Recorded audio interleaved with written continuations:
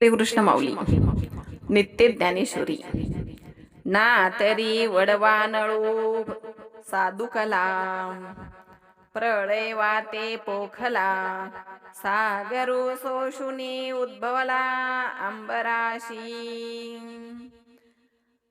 आता तिकडे धृतराष्ट्र संजयाला विचारतात, संजय अरे कुरुक्षेत्रावर आता काय चालू आहे? संजय म्हणाला, महाराज पांडवाचं सैन्य एवढं प्रचंड खवळलेलं आहे का जसा जंगलात अग्नी लागतो, प्रज्वलित होतो तो अग्नी, आणि त्याला कितीही अग्निशामन दल आणा, पाणी टाका, पण तो अग्नी मात्र विझत नाही। त्या पाण्याला पण शोषून घेतो आणि तो आकाशाला जाऊन भिडतो।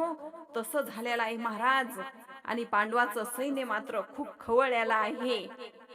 असं त्या कुरुक्षेत्रावर आता चालू आहे महाराज। कितीतरी सहन करणार महाराज।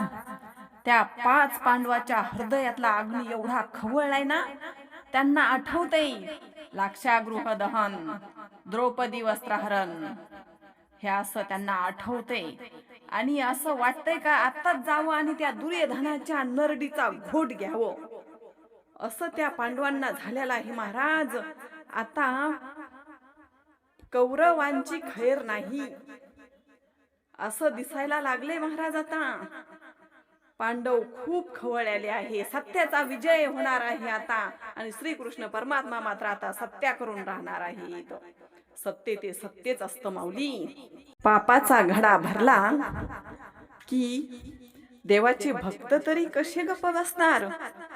श्रीकृष्ण परमात्म्यानं शिशुपाळाचे 100 अपराध माफ केले होते।